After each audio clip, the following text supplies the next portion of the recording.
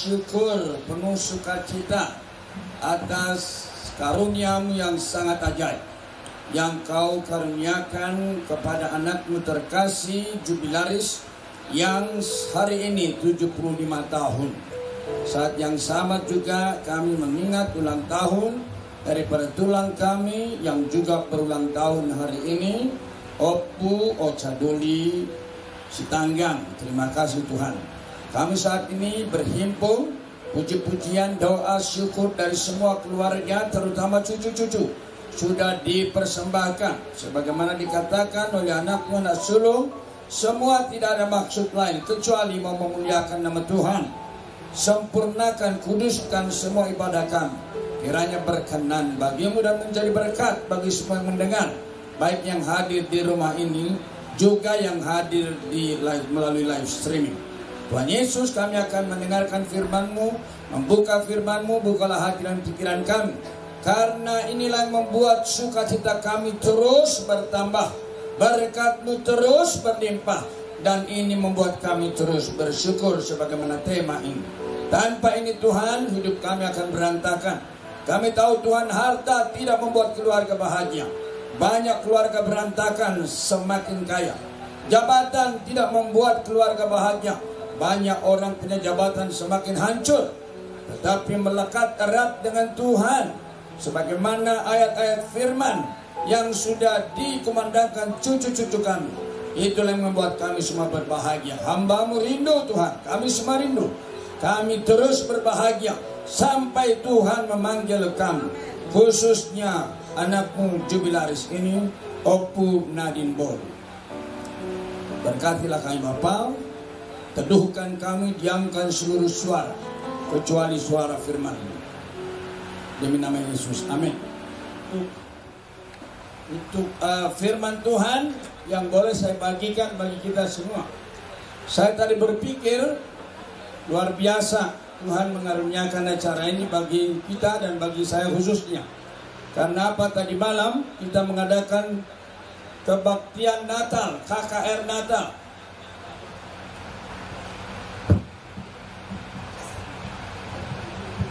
Tadi malam kita mengadakan KKR Natal di sebuah desa kecil. Banyak sekali yang datang, sangat bersyukur. Mujizat terjadi. Karena apa? Hari-hari di minggu ini di desa itu hujan lebat. Hujan terus, angin kencang. Tetapi kita bersyukur Tuhan mendengar doa kita yang rindu meninggikan Tuhan Yesus. Tidak ada hujan, angin datang sebentar, sesudah itu berhenti. Sehingga lilin-lilin yang dinyalakan dalam malam kudus semua bisa menyala dengan baik. Hal lain yang saya kira mujizat bagi saya adalah cucu saya ini. Biasanya cucu saya ini datang dekat-dekat dari jauh, gak mau dekat. Tapi tadi langsung dipeluknya, diciumnya saya. Saya bilang, kamu basah, Mo? Dia bilang, gak apa-apa. Itu ada papa, itu ada mama. Daripada kamu basah, gak apa-apa, biarin aja. Luar biasa. Tangan di Salomo. Luar biasa ini. Raja Salomo. Baik, firman Tuhan diambil dari 1 Petrus. Ini adalah tema dari PGI. Saya sudah lihat temanya dari rejoicing, bersukacita dan bersyukur, tapi diambil 1 Petrus itu. Mari kita baca yang punya Alkitab, yang kitab suci atau ponsel suci. Mari kita baca ya. Tadi acara sudah sangat bagus, menjadi sangat bagus apabila kita tetap fokus kepada firman Tuhan. Karena cucu-cucu juga tadi fokus kepada firman. Nyanyian yang mereka nyanyikan, liturgi yang mereka berikan adalah untuk firman Tuhan intinya. Mari kita baca 1 Petrus 1 mulai dari ayat yang ke-18 sampai dengan ayat yang ke-22. Saya melihat pengurus dari anak-anak saya, keluarga ini, menjadikan firman Tuhan bukan sekedar simbol. Karena apa? Saya lihat di sana ada waktu 45 menit. Mungkin yang membuat mengerti, pertama, saya nggak pernah khotbah singkat. Itu yang pertama. Tetapi bukan harinya karena itu juga. Ya karena mereka mau memberi ruang yang cukup banyak untuk mendengarkan firman Tuhan. Ya, jadi di beberapa tempat, ya, ibu yang terkasih, firman Tuhannya itu ya 10 menit lah, 15 menit. Yang penting ibadah itu ada firman Tuhan. Gak apa-apa kalau dia senang, gak apa-apa. Ya, gak apa-apa. Itu tanda kehebatan dia. Ya kan? Kamu percaya? Ya, oke ya. Mohon satu, selamat.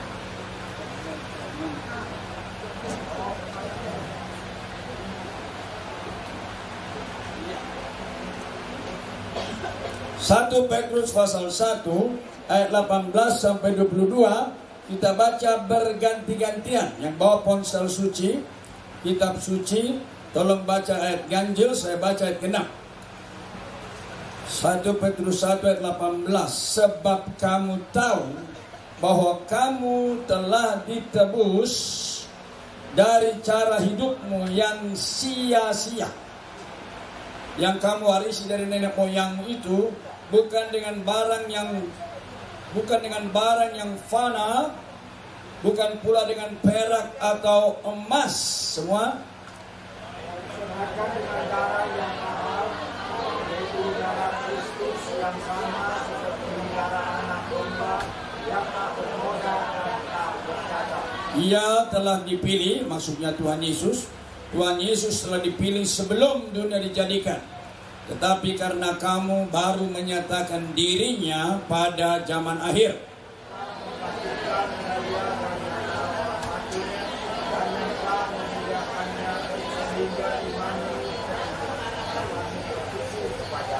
Ayat 22 sama-sama, temanya adalah tema dari PGI 22. Satunya, karena kamu telah menyucikan dirimu oleh ketaatan kepada kebenaran, sehingga kamu dapat mengamalkan kasih persaudaraan yang tulus ikhlas.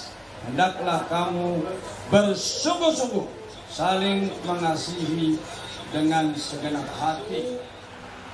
Opu Nadine Boru yang terkasih, yang oleh karunia Tuhan adalah kakak ipar kandung saya. Ketika saya merenungkan usia 75 tahun, saya melihat ini adalah usia yang disebut dengan usia berkat. Setiap kali saya khotbah pada ulang tahun orang yang ke-70 atau 71 dan seterusnya, seringkali itu dilakukan, hati saya terharu. Karena apa? Inilah angka yang secara khusus dikatakan oleh Musa dalam Mazmur 90. Umur kami 70 tahun, jikalau kami kuat 80 tahun. Tetapi kebanggaannya adalah kesia-siaan. Memang benar itu. Orang makin tua, masalah di sana sini, masalah gigi, masalah makan, masalah tidur. Ya, persis seperti lagu Ngaloja Awo Tuhan, ya. Dangbe semua desa luat nakudalani dan banyak berkat. Mungkin orang muda bingung itu, begitu sih kita kan selalu berdoa untuk panjang. Tapi karena apa? Orang tua itu tidur nggak enak, bangun nggak enak, makan nggak enak, apalagi kalau tambah nggak enak bikin anak-anak dan cucu-cucu. Itu akhirnya memang makin mantap lah saya menyanyikan. Nungalo jauh Tuhan, berani mabani anakku. Sudah jadi begitu jadinya. Tetapi tadi saya bicara dengan ibu, saya panggil ibu yang bertugas rumah, ibu Jubilaris. Dia berkata dia sangat senang, dia sangat bahagia. Sampai sekarang saya berbahagia, saya sehat, gak ada sakit penyakit. Saya berkata, oh iya, gak ada obat nih. Saya sudah 7 macam obat saya. Lalu adiknya dia, istri saya ada satu obat dua macam.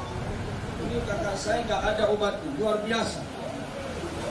Dan yang luar biasa lagi Bapak Ibu, kalau saya pergi, sudah dirasa rupanya dia akan mau dipanggil, jangan lama-lama, cepat. Kami turun ke bawah, di restoran di bawah ya. Saya berkata, lawan itu kalimat, dalam nama Yesus, tolak. Saya berkata begini. Dan itulah doa kami. Dan puji Tuhan, beliau sudah bahagia di sorga. dan kakak saya ini bahagia di dunia. Mari kita tepuk tangan. Puji Tuhan ya, luar biasa. Tadi malam saya khotbah di desa itu, saya berkata saya jarang mimpi. Tetapi saya bersyukur saya pernah bermimpi ketemu dengan abang saya. Kami cuma 2 laki-laki. Abang saya itu keluar dari matahari tempat terang benderang dan dia pakai safari keren. Setelah kulihat, dia senyum, langsung mimpinya hilang. Apa maksudnya? Saya jarang-jarang mimpi. Ya antara percaya dan tidak percaya sama mimpi. Lalu di sisi lain saya bercerita, ada keluarga saya keluar dari satu terowongan. Mula-mula saya melihat ada apa nih? Terowongan panjang. Seperti terus bergerak itu terowongan itu.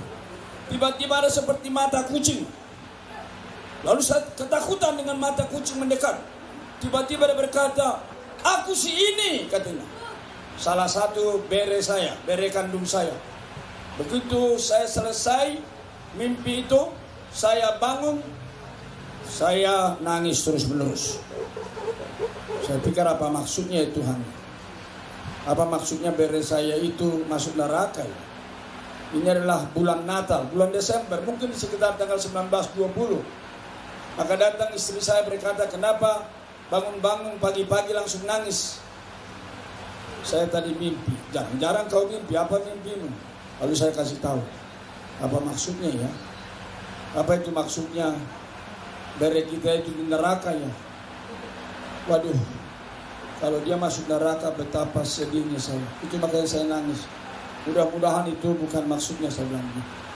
Lalu saya melanjutkan dengan, memang Natal itu sasarannya cuma 2. Kita boleh berpesta, kita boleh baju baru, kita boleh sepatu baru atau tidak.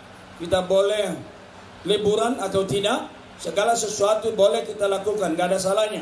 Asal tidak jatuh dalam dosa. Tetapi yang penting adalah apa? Natal harus membawa kepadamu hidup kekal. Supaya kamu tidak binasa. Itulah ayat yang dihotbahkan tadi malam di desa itu. Yohanes 3:16. Karena Allah begitu mengasihi si dunia ini. Sebenarnya begitu terjemahannya dalam bahasa asli. Jadi bukan kasih Allah yang besar. Kalau kasih Allah yang besar itu kata benda kan. Tapi bahasa Inggris itu tepat. For God so loved the world that He gave His only begotten Son. Dia memberikan anak tunggalnya. Supaya setiap yang percaya tidak binasa. Ingat itu bagi Bapak Ibu yang hadir di sini. Atau yang di Zoom. Supaya yang percaya tidak binasa. Itu sebabnya kalau saya naik Grab, kalau saya naik taksi, saya naik apa, saya beritakan. Ini Natal. Bapak percaya, Ibu percaya, supaya hidupmu masuk surga. Karena Natal tidak bicara soal pesta-pesta.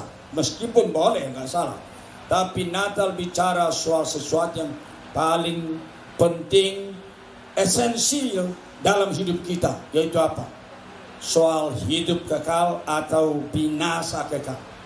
For God so loved the world, Allah begitu mengasihi si dunia sehingga diberikannya anak tunggalnya supaya setiap orang percaya tidak binasa. Puji Tuhan. Anda miskin asal memiliki Kristus. Anda orang kaya. Anda kaya raya, rumahmu besar, tugumu besar menjulang ke langit. Saya berkata begitu kalau tadi malam di desa itu, karena banyak di sana tugu-tugu, kayaknya berlomba-lomba mendekati langit itu. Entah berapa miliar mungkin itu, nggak tahu saya itu kalau dikumpulkan dana tugu itu, saya kira miliar ada itu. Betul ya, kalau ya, kalau dikumpul semua miliar kurasa ada itu. Kalau dibikin sekolah dan lain sebagainya, berarti kita sanggup sebenarnya. Tapi saya berkata, sekalipun tugumu tinggi setinggi-tinggi langit, kalau kamu tidak bernatal dalam arti sesungguhnya neraka bagimu. Puji Tuhan, ulang tahun jubilaris dikaitkan dengan Natal. Itu sebabnya saya tadi merenungkan, memang hidup jubilaris ini sama dengan Natal. Saya tidak lebay kakakku saya. Saya merenungkan hidupmu. Sebenarnya yang paling dulu kenal di sini, ya di ruangan ini, dengan jubilaris adalah saya sendiri. Ya, karena saya hidup lebih dulu dan lama sekali dengan kakak saya. Mulai dari hidup sangat menderita dalam arti yang sesungguhnya, sangat miskin, sangat sederhana dalam arti yang sesungguhnya. Saya lebih kaya dari kakakku ini. Karena saya pegang kas negara. Jadi kita punya toko material, saya pegang itu. Saya juga nggak tahu, kalau saya renungkan sekarang saya bingung. Kenapa bang saya, suaminya, saya masih SMP dipercayakan toko material. Dan setiap Sabtu saya harus pulang ke kampung langsung ke Kilang Papan untuk membeli satu kapal papan itu. Langsung harga sana.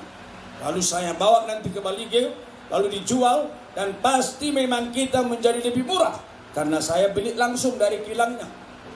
Begitulah. Jadi kadang-kadang kalau duit kakak saya udah habis, maklum pegawai negeri, dia berkata, ya, bodoh buat temu sawat siapa ini, gitu ya. Waktu itu memang saya kan masih merasa bohong itu bagus kan, ya. Bohong kan pintar gitu kira-kira. Jadi masih mau saya. Kalau seperti sekarang sih saya nggak mau itu. Ada ya ada, nggak ada nggak ada.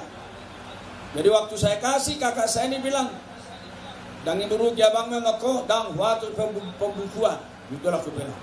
Jadi dilaporkan berbeda. Jadi minta ampun juga sama Tuhan.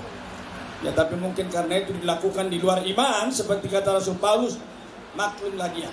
Nah, apa yang mau saya katakan? Natal itu adalah peristiwa keajaiban. Dan hidup jubilaris adalah keajaiban. Tadah longangat dong ulu makang na burju. Di parhatu tuh dia itu. Tadah halongangat dong dia. Saya lihat tadi Kapine ada di Zoom. Saya yakin mereka saksi hidup juga kan hidup kakaknya ini. Mujizatlah hidupmu. Itulah Natal. Kenapa saya katakan Natal mujizat? Karena Allah menjadi manusia. Berapa banyak orang di dunia yang menolak itu. Saya punya YouTube Dr. Mangapul Sagala. Nah beberapa orang berkata, aneh juga Anda ini. Anda percaya sama manusia. Anda percaya kepada manusia yang terkutuk. Anda percaya sama ini. Saya hanya mencoba sabar. Kalau Anda mau bertanya, tanya dengan baik. Kalau Anda ingin mencela saya, kamu salah saudara. Lebih bagus kita tidak paham, kamu bilang kamu nggak mengerti Tritunggal. Lebih bagus kamu tidak mengerti pengajaran yang rumit sekali. Karena God is God. Dia pasti lebih tinggi daripada otak kita. Maka kita tidak paham. Daripada kamu seperti kamu mengerti semua. Tetapi kamu berada di tempat yang salah. Jadi saya berkata, kesulitan padamu bukan pada saya. Kalau saya tidak jawab pertanyaanmu, bukan karena saya merasa seperti tidak bisa menjawab. Tapi nggak ada gunanya saya menjawab kalau kamu tidak mengerti. Bapak Ibu, kalau ada yang ragu dengan imanmu tentang kekristenan, saya berkata kepadamu, kekristenan adalah agama yang paling dapat dipahami, baik secara iman maupun secara logika. Kalau ada dari agama manapun yang mempertanyakan ayat-ayat kitab suci, saya dengan hati nurani bersih berkata, masalah ada padamu. Saya sudah membaca kitab suci lebih dari 12 tahun. Terus baca, terus gali. Dan saya tidak melihat ada kesulitan memahaminya. Kamu saya bilang, gak pernah baca seperti saya. Kamu menemukan banyak kesulitan. Kenapa? Kamu yang salah, bukan Alkitab yang salah. Makanya salah seorang anak saya nomor 2 ini dia berkata, Bapak Uda, saya menghabiskan banyak waktu saya mendengar YouTube-mu. Puji Tuhan. Dengan demikian ada darah kandungku sendiri yang menikmati YouTube itu yang kukerjakan berlelah-lelah. Kiranya kalian semua kakak beradik juga menjadi orang sangat fanatik kepada kebenaran, bukan kepada Bapak Uda, kepada kebenaran dari Tuhan. Pasti hidup kalian berbahagia, pasti itu. Pasti, nggak mungkin tidak. Kejarlah kebenaran. Saya jadi ingat satu orang kapten kapal bercerita kepada saya, Pak Sagala mau tahu apa yang berkesan pada saya selama hidup saya sebagai kapten kapal? Mau dong? Dia berkata, satu kali baru sekitar 10 menit kapal kami lepas dari pelabuhan, datang taifun, langsung terbalik itu kapal. Nah, sudah biasa itu anak buah kapal dengan cepat ambil pelampung, tangkap pelampung, lalu kemudian mereka diselamatkan. Tetapi Pak Sagala katanya, setelah kami hitung ada satu lagi yang tidak di sini, maka kami keliling kami sudah kirim SOS, save our soul. Lihat sana 10 meter sampai kemana sih radiusnya, belum jauh kok, nggak ada ya, nggak jauh ya, berjam-jam lewat. Ya sudahlah, namanya taifun, langsung berputar kali, turun ke bawah, hilang begitu. Mereka balik. Sesudah itu Pak Sagala, ketika kami sudah mau balik mendekat ke pantai, seperti ada suara sayup-sayup, tolong. Kita menoleh, saya merinding cerita ini. Kita menoleh, itu ada cahaya, itu cahaya apa itu? Ya cahaya biasa, cahaya pantai, cahaya sampan. Tapi coba, berarti ada kehidupan dong. Lihat di sampan, oke. Lalu kemudian apa? Sambil ada cahaya tukang sampan, sambil suara tolong makin keras. Coba kita ke arah suara, di mana suara? Akhirnya rupanya apa? Memang itulah satu orang itu. Dengan cepat mereka tolong, mereka naikkan. Lalu kemudian setelah dirawat beberapa hari di rumah sakit, mulai pulih, bisa bercerita. Maka ini sangat berkesan buat saya tentang hidup di dunia ini. Apa yang terjadi dengan dia? Rupanya ketika dia melihat tanda-tanda taifun datang, dan orang berkata, ada aba-aba kapal rupanya untuk standby, untuk melompat semua. Maka dia berkata, ya, orang-orang dengan cekatan lompat dan berlayar. Tapi Kapten Petrus katanya, itu Kapten Petrus yang tahu itu, yang menyebut itu, saya kan nggak bisa berenang. Hah? Kamu nggak bisa berenang? Lalu bagaimana kamu bisa bertahan? Itulah katanya. Setelah kulihat orang dengan cepat ambil pelampung, saya tidak ketemu pelampung, tapi saya lihat ada kayu seperti gabus. Saya hanya satu pikiran, tangkap itu kayu, kalau tidak kau tenggelam dan mati. Dan setelah saya tangkap, kapal terbalik, orang-orang sudah berenang dengan pelampungnya, saya nggak tahu. Sambil diombang-ambingkan, saya pegang, kadang-kadang mau terlepas.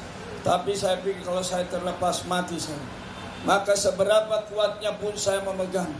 Sambil saya berseru, Tuhan, saya masih belum mau mati. Saya masih merindukan hidup daripadamu. Tolong aku. Berjam-jam lewat. Saya sudah kehilangan tenaga. Akhirnya saya balikkan itu papan. Saya tertidur di atasnya. Rupanya taifunnya berhenti. Maka saya kira saya tertidur beberapa lama. Kemudian waktu saya bangun, saya mencoba bersuara, tolong. Nah mungkin disitulah kalian mendengarkan suara saya. Dan kalian datang. Apa yang saya pelajari? Inilah hidup. Dia nggak tahu berenang. Hanya satu membuat dia selamat. Saya pegang kayu itu dan saya tidak akan lepas. Saya jadi ingat lagu yang dulu saya suka dari Ade Manuhuto. Bila zaman berlalu, dunia mendebu, ku tetap pegang salib itu. Pegang salib, hidupmu pasti beres. Apa yang kita lihat dalam bacaan ini? Mujizat memang. Natal itu mujizat. Allah menjadi manusia, yang kaya menjadi miskin, yang mulia menjadi hina. Saya setuju kalau rekan-rekan Islam sulit memahami Yesus adalah Allah. Saya berkata kepada teman baik saya orang Padang bernama Samsul Kamarudin, saya pun seperti kamu berpikirnya. Kok bisa sih Allah menjadi manusia? Tapi lambat laun saya berpikir Allah menjadi manusia bisa saja. Manusia menjadi Allah itu nggak bisa. Ya dong. Kalau Pak Jokowi hadir sekarang di sini berpakaian seperti kita, seragam keluarga ini, bisa nggak? Bisa. Tapi kalau kita langsung berada di istana, bisa nggak? Kolonel, ditembak. Mobil saya tersesat satu kali di jalan di sana presiden sana, langsung saya dikejar karena mobil saya salah jalan, salah putaran, saya dikejar. Bapak melewati daerah bahaya. Ini adalah daerah ring berapa di katanya. Saya berkata maafkan, saya nggak ngerti. Tapi taruhannya saya berkata, keluarga saya keluarga tentara juga. Anak saya namanya Parluhuta, waktu itu rekod kalau nggak salah. Dan di kepolisian ada ini, jadi saya tidak bermaksud jahat. Tulis katanya, saya tuliskan. Satu orang wawancara, lalu saya dilepas. Nah memang iya, nggak bisa sembarangan. Manusia jadi Allah tidak mungkin, tapi Allah menjadi manusia mungkin. Dan itulah berita Alkitab. Yohanes 1 ayat 14, itulah lagu kor kita. Itulah lagu yang udah cipta. Dia yang mulia datang dengan hina, agar yang hina jadi mulia. Puji Tuhan. Mujizat itu datang. Dan mujizat juga hidup kakakku. Luar biasa. Suami berkata, jangan cepat-cepat, jangan lama-lama, cepat-cepat ikuti. Saya jadi ingat kira-kira 2 minggu lalu, Maya, ada orang suaminya meninggal, nggak sampai 2 bulan istrinya meninggal. Wah, kopas sekali. Biasanya begitu sih, ikut-ikutan. Saya berkata begitu. Saya berkata 12 tahun, puji Tuhan. Saya berkata tadi sama kakak jubilaris ini, dengan kondisi seperti ini kita doakan terus. Bukan tidak mungkin kakak masih melihat anak-anak dari cucu-cucumu. Bahagia kau, saya bilang. Nadine tadi katanya sudah tingkat 2. Ya, 2 tahun lagi mungkin lulus. Kalau Tuhan kasih berkat, langsung dapat jodoh. Sesudah lulus atau sebelum lulus. Seperti parumen saya, masih tingkat 2 dapat jodoh. Bahagia juga. Saya kira kalau ada cucu-cucu tingkat 2, tingkat 3, atau lulus dulu baru dapat jodoh, saya kira oke-oke aja lah. Udah terbukti kok. Mujizat. Natal bukan hanya mujizat, Natal juga adalah berita sukacita. Oh iya dong, otomatis. Karena apa? Karena Tuhan sudah datang mengerjakan keajaiban, maka pasti sukacita hidupmu. Jadi kalau kita sekarang bersukacita, that is the will of God. Itu maunya Allah buat Anda dan saya. Kalau hidupmu susah, kalau hidup menderita, kalau hidupmu tidak menikmati bahagia, pasti bukan maunya Tuhan. Tuhan mau kita berbahagia. Mari kita katakan kalimat ini 2 kali. 1, 2 ya. Tuhan mau kita berbahagia. Sekali lagi. Tuhan mau kita berbahagia. Untuk itulah Tuhan datang. Tapi mari kita lihat 1 Petrus ini mengatakan apa? Hidup yang sebaliknya. Perhatikan tadi ayat itu. Mari kita perhatikan ayat 18.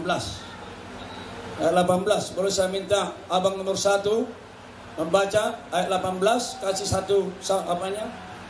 Kasih satu mic-nya. Petrus 1 ayat 18. Sebab kamu tahu bahwa kamu telah ditebus dari cara hidupmu yang sia-sia, yang kamu warisi dari nenek moyangmu itu, bukan dengan barang yang fana, bukan pula dengan perak atau emas. Boleh tolong sekali lagi dibaca 18a saja dengan penekanan sia-sia itu. Sebab kamu tahu bahwa kamu telah ditebus dari cara hidupmu yang sia-sia. Terima kasih. Belum tentu ada warisan rumah, belum tentu ada warisan uang di bank, belum tentu ada warisan emas, belum tentu ada warisan materi. Tetapi pasti warisan hidup yang berdosa. Anak kecil gak perlu diajar bohong, bisa. Anak kecil gak perlu diajar munafik, bisa. Kenapa? Kita mau mewarisi dosa. Itu sebabnya dikatakan di sini, cara hidupmu sia-sia. Garis bawah ini. Cara hidup Anda sia-sia. Kalau hanya hidup kaya, hidup jadi pejabat, bangun rumah mewah-mewah, itu bisa buat orang berkelahi. Tidak sendiri anak berkelahi gara-gara warisan, bukan? Warisan orang tua, nggak sedikit itu.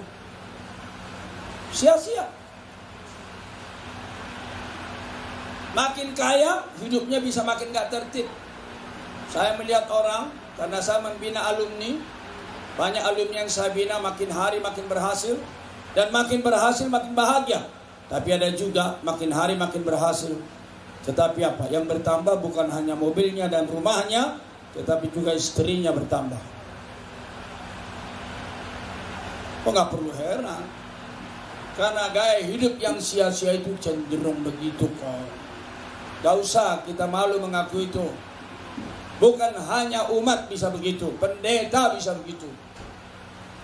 Mungkin Bapak Ibu juga sudah melihat majelis pendeta hidupnya brengsek. Hanya ada orang yang pintar menyembunyikan. Hidup sia-sia.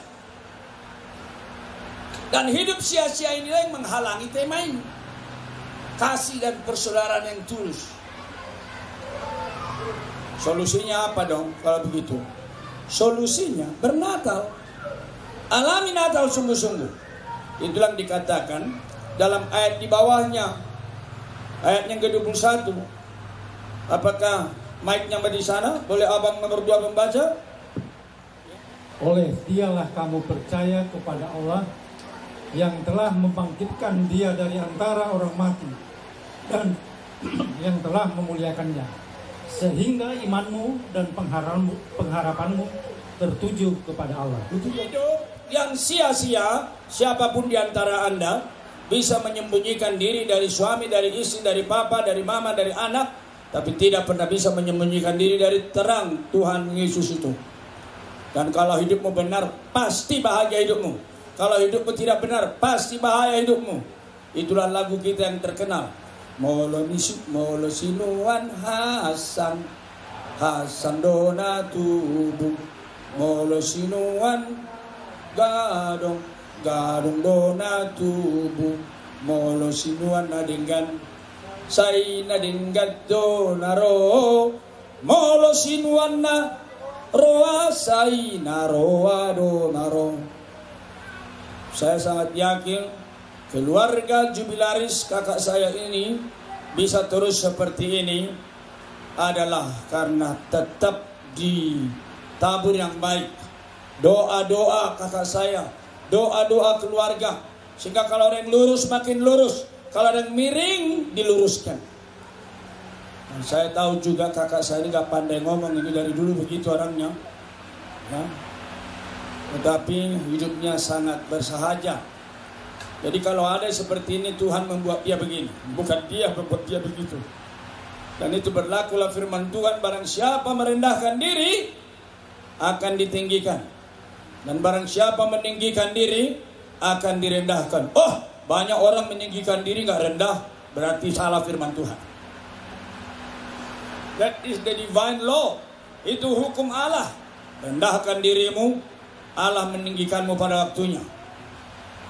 Dan saya tahu hidup kakak saya ini hidup yang secara aktif dan kadang-kadang gak aktif, secara pasif merendahkan dirinya, dan Allah meninggikan. Kita ini bisa rendah karena merendahkan, tapi bisa juga kita rendah karena direndahkan. Both aktif dan pasif kakak saya mengalami. Gak usah saya jelaskan apa maksudnya. Kalau anak-anak mau bertanya mantu-mantu, bila perlu saya jelaskan. Tetapi puji Tuhan, what is the solution? Jesus. Yesuslah solusinya. Karena itu kepada semua yang kita hadir di sini, anak-anak, cucu-cucu, mantu-mantu, kalau Tuhan kasih berkat, materi, nikmati semua, jabatan nikmati semua, tapi jangan lepas dari Yesus. Jabatan tanpa Yesus, hidupmu makin jauh dari kebahagiaan. Saya sudah melihat itu. Kalian mengetahui, teman-teman udah Tuhan karuniai, pejabat-pejabat tinggi, jenderal-jenderal. Saya pernah khotbah di rumahnya di Cipayungnya itu, ya, yang Sintong Panjaitannya itu. Saya pernah khotbah di situ, maka kami sempat nyanyi duet itu anak kuda burju. Konglomerat terkemuka di Republik ini juga saya pernah khotbah. Yang mau saya katakan apa? Bukan itu, bahwa orang yang sangat kaya tapi melekat dengan Tuhan, hidupnya sangat bahagia. Salah satu yang memiliki cipta dana itu, puji Tuhan, salah satu adalah keluarga besar mereka itu. Mereka tahu Bapak udah mau beli kapal penginjilan. Kira-kira 2 minggu lalu transfer uang 300 juta. Kiranya bisa membeli kapalnya katanya. Puji Tuhan, saya berkata tadi sama Samuel Manik. Kira-kira speedboat, jangan yang besar lah. Kira-kira berapa? 150 bisa lah. Januari beli. Tapi kalian yang pergi penginjilan, pergi ke Serutungan, pergi ke Horsik, atau pergi ke daerah-daerah yang jarang dikunjungi, sulit kapal. Termasuk ke Benandolo, Hasinga, dan lain sebagainya. Puji Tuhan. Natal adalah solusi. Puji Tuhan, kita kumpul semua. Bernatallah sungguh-sungguh. Alami Yesus. Biarkan Yesus membasuh dosa-dosamu. Biarkan Yesus melepaskan segala perbudakan. Itulah Yesaya yang sering kali dibaca kan. Sebab kuk yang menekannya, gandar di atas babunya, tongkat sepenindas kau patahkan. Setelah itu, jadi kita sebenarnya hidupnya sia-sia, tapi Tuhan memberikan jawaban. Kristus datang supaya hidup kita tidak sia-sia, supaya kita bersukacita, supaya kita malah mujizat demi mujizat. Saya masih menunggu mujizat demi mujizat masih terjadi di keluarga bangsa ini. Saya berkhotbah tadi malam di tempat itu. Jangan lupa, jangan hanya mengatakan di desa ini banyak dukun, di desa ini banyak orang gila. Tidak, di desa ini juga ada hamba Tuhan. Dan hamba Tuhan sudah mendirikan STT Trinity di Parapat. Dan itu akan menjadi berkat bagi seluruh dunia. Dari desa ini juga sudah muncul jenderal. Selangkah lagi, doakan aja saya bilang. Sudah kolonel. Kalau Tuhan berkenan jenderal. Makanya satu STT. Sesudah itu di rumah keluarga berdoa. Tuhan semua yang merintangi, biar Tuhan singkirkan. Kami rindu melihat abang kami itu katanya. Supaya bisa menjadi jenderal. Saya berkata bukan jenderal, jenderal. Setiap pagi Bapak berdoa untuk 4 calon jenderal. Karena 1 kolonel, 3 AKBP. Kiranya Tuhan berkati terus. Seperti kata abang saya sudah pulang dulu ke surga. Negara ini memerlukan orang-orang berintegritas. Supaya dijamah dulu negara ini. Puji Tuhan. Setelah itu baru tema kita terwujud. Inilah bagian terakhir dari khotbah ini. Kalau kita sudah bernatal, kalau kita sudah mengalami keajaiban, kalau kita sudah mengalami firman dan Kristus yang menguasai, daging memang lemah, dosa terus bekerja, setan terus bekerja. Tapi bagaimanapun, karena Kristus lebih dahsyat dari semua kelemahan, lebih dahsyat dari setan-setan, maka kasih persaudaraan pasti terwujud. Karena apa? Kita tidak bisa mengasihi karena memang kita diperbudak dosa, hidup sia-sia. Kakak beradik berkelahi, itu perjanjian lama. Kain membunuh Habel. Itu perjanjian baru, ada jabatan digunakan, diselewengkan. Itu yang dilakukan oleh Raja Herodes. Dipotongnya itu leher siapa itu? Yohanes Pembaptis itu. Doakan kalau anak nomor 1 dari jubilaris ini jadi jenderal. Kita doakan yang lakukannya hanya hal-hal yang baik untuk Republik. Bila perlu saya miskin, asal negara ini maju. Makanya saya mengagumi tulang Jokowi. Saya lihat itulah prinsipnya dia. Puji Tuhan. 1 Petrus 2:22 tadi berkata apa? Boleh dibaca sekali lagi oleh abang nomor 1? Ayat 22. 1 Petrus 1 ayat 22. Karena kamu telah menyucikan dirimu oleh ketaatan kepada kebenaran, sehingga kamu dapat mengamalkan kasih persaudaraan yang tulus ikhlas.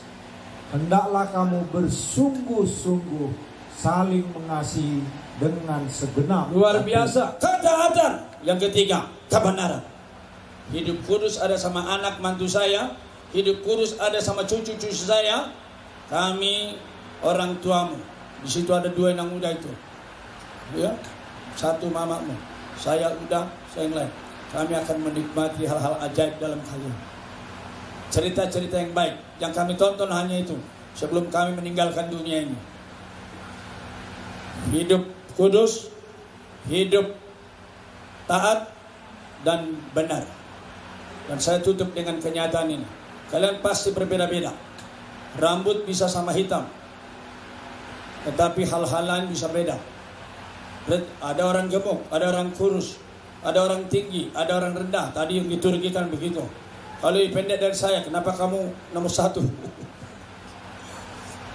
toh rezeki kalian juga pasti beda-beda. Tetapi jangan itu menjadi persaingan. Inilah kunci rahasia berkat. Torop Tuhamu anaknya kakon. Dia akan makin muda. Kurasa kalau begini Tuhan berkarunia 20 tahun lagi pun minimal ada ini. Betul nggak? Kayaknya sih. Lihat fotonya yang dua itu yang dikirim itu luar biasa. Makanya Pareman jaga diri baik-baik. Jangan jadi kalian lebih tua. Mari kita tutup dengan 2 Korintus pasal 8. Kalau sungguh-sungguh sudah bernadar, mujizat demi mujizat terjadi, maka ayat 22 milik kalian kasih persaudaraan, kesehatian, tidak ada persaingan, yang ada adalah apa? Pasal 8 ayatnya anak nomor 2 boleh baca? Ayat 8 ayat 14 15. Maka hendaklah 2 Korintus 8 ayat 14 sampai 15. Maka hendaklah sekarang ini kelebihan kamu mencukupkan kekurangan mereka, agar kelebihan mereka kemudian mencukupkan kekurangan kamu, supaya ada keseimbangan. Seperti ada tertulis, orang yang mengumpulkan banyak tidak kelebihan, dan orang yang mengumpulkan sedikit tidak kekurangan. Pelototi ayat kalian yang terkasih, yang sangat banyak berdoa untuk kalian untuk menutup dalam doa. Sekarang kelebihan kamu mencukupkan kekurangan mereka. Lihat di sini. Tidak ada persaingan di sini ya. Jangan ada lomba-lomba kaya. Jangan ada lomba-lomba perhiasan. Jangan ada lomba-lomba liburan kemana. Kau liburan ke Malino, saya ke Milano. Kau ke Tanah Karo, saya ke Kairo. Kau ke Balige, aku ke Belgia. Janganlah, jangan. Kalau mau ke Belgia, sama-sama ke Belgia. Atau sama-sama ke Balige. Iban narong do hepeng mo ba? Iban narong do hepeng ta. Kalian ingat kalimat bapak kalian. Si sadar tado hitam dia. Begitulah kalian. Luar biasa ya. Saya baca buat kalian ya. Kalau ada yang dikasih Tuhan banyak, ingat prinsipnya firman Tuhan. Kalau ada yang dikasih Tuhan sedikit, jangan nangis. Jangan minder. Jangan menjauh dari keluarga. Saya bacakan. Sesudah itu udah kalian akan berdoa bersama dengan Jumaat ini untuk kakak saya. Gak terlalu banyak kudoakan sama kakak saya. Makanya khotbahnya gak banyak sama dia. Sebab ya begitu-begitu aja lah dia dari dulu. Makanya kurasa jarang dia konflik sama para pemainnya. Gak ada. Puji Tuhan. Maka hendaklah sekarang ini kelebihan kamu mencukupkan kekurangan mereka. Amin. Agar kelebihan mereka kemudian mencukupkan kekurangan kamu, supaya ada keseimbangan. Teolog besar Saina Baban sangat mengagumi kata keseimbangan. Seperti ada tertulis, orang yang mengumpulkan banyak tidak berkelebihan, orang yang mengumpulkan sedikit tidak berkekurangan. Biarlah Tuhan memberkati jenderal kita dan inang jenderal untuk mewujudkan ini dalam keluarga kakak saya yang terkasih. Amin.